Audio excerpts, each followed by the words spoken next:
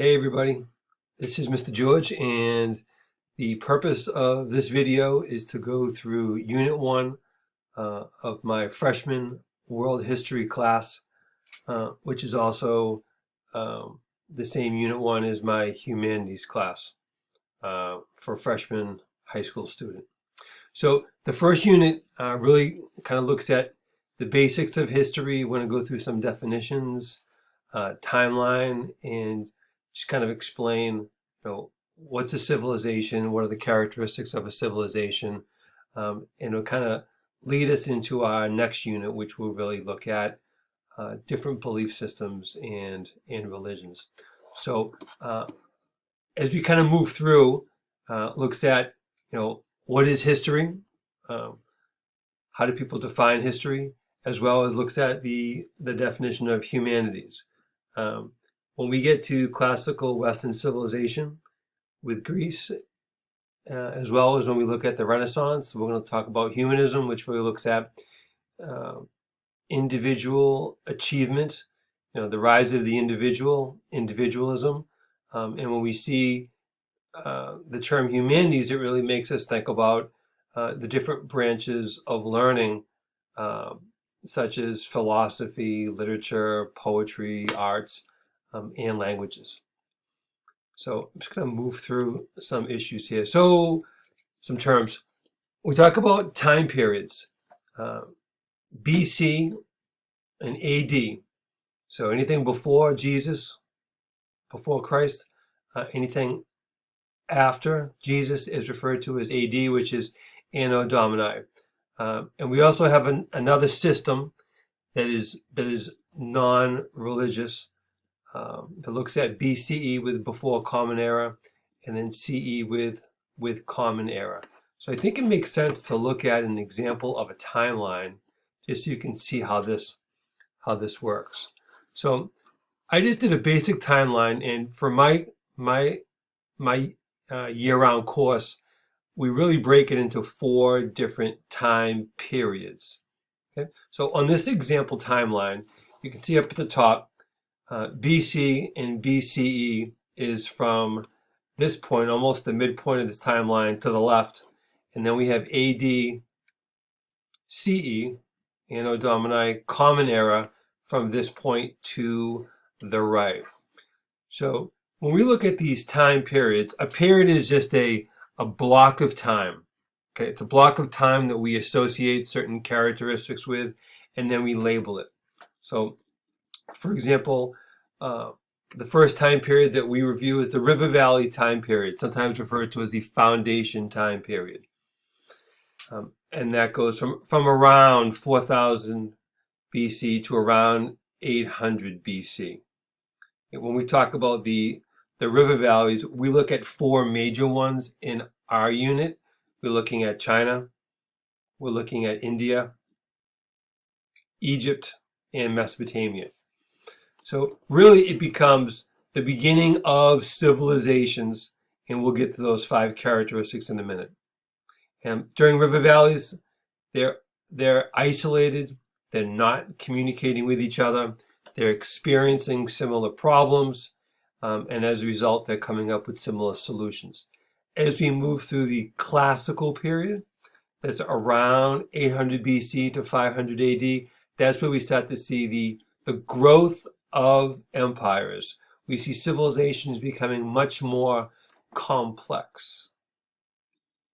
And then as we move to the post-classical period from around 500 to 1450, we're now seeing that these civilizations are becoming more interconnected, primarily through trade networks. And then this is going to bring us into the early modern period, which is around 1450 to 1800. In that time period, we're really going to start to see the interconnectedness, the interactions around the world. Okay, so these are primarily 4 major time periods that we're going to deal with in our history class.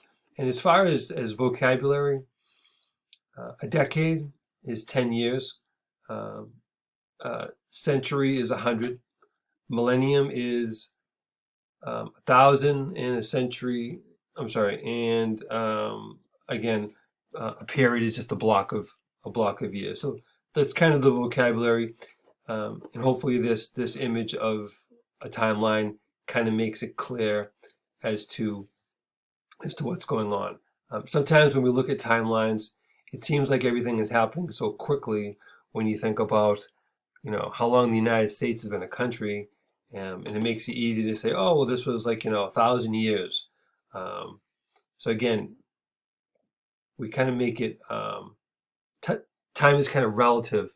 So even though we're talking, 3,000 years, don't think that these things are happening like, right after each other. All right, so let's kind of get back to just a couple more vocab and explanations here. So we talk about what's a civilization.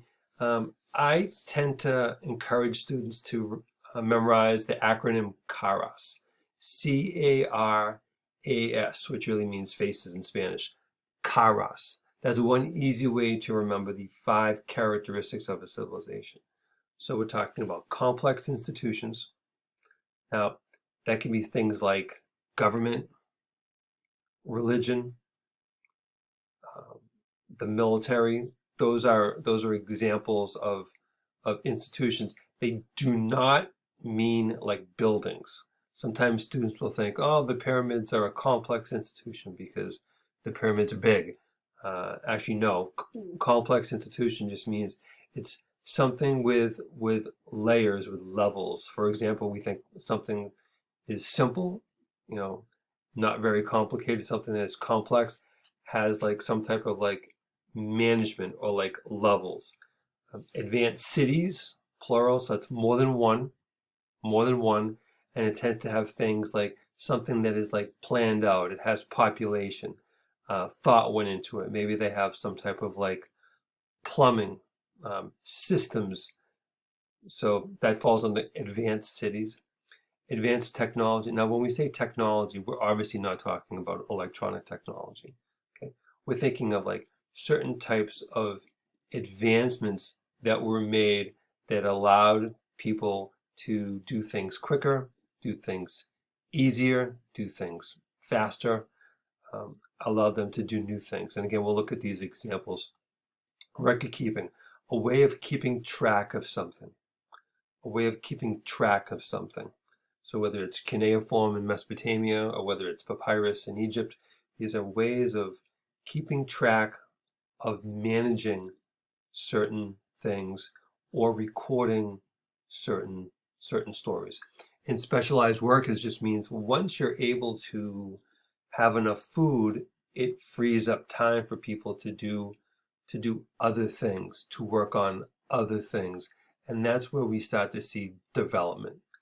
Obviously, if you spent every day just searching for food and trying to feed yourself, you wouldn't have any other time to do anything else. So once you're able to have enough food to feed yourself and you have extra food, a surplus, it now allows people time to do other things, and it allows them to acquire other skills. So those are the 5 characteristics. Remember Karas, and that will help you remember the 5. So this just kind of gives us, I have a couple maps here just to show you. Mesopotamia is between the Tigris and Euphrates rivers here. Harappa is the river valley civilization within India. And again, when we say river valleys, all these civilizations are around rivers. Water is essential for life. It allows them to farm, gives them fertile land, also allows them to use the river as like transportation.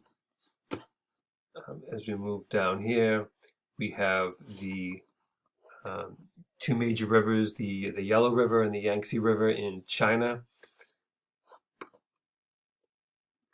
And we're going to go through here. Here we go. So one thing that we're going to be talking about is the importance of Hammurabi, King Hammurabi, the Code of Hammurabi, where he establishes strict harsh punishments, rules that are etched in stone. When you hear that term, something is etched in stone, it means you can't change it. Also puts it in a public place so someone can't say, hey, I didn't know, no one told me. So the idea that we have laws, basically this is the first step in consumer protection. And it was definitely used as a way of bringing people together, of unifying people. And this is also where we see the term when someone says, you know, an eye for an eye. When someone does something to me, then their punishment is the same thing is going to be coming right back at them. Let's move through here. I'm going to skip some of that. All right. So hopefully that provided, actually, last picture I want to show you. So as far as looking at the world here, we've got river valleys, China over here. We've got India over here. We've got Mesopotamia with Tigris and Euphrates, and we have Egypt with the Nile River right over here. So these are the 4 different river valleys. I hope you found this video informational, and I wish you luck as you begin the course.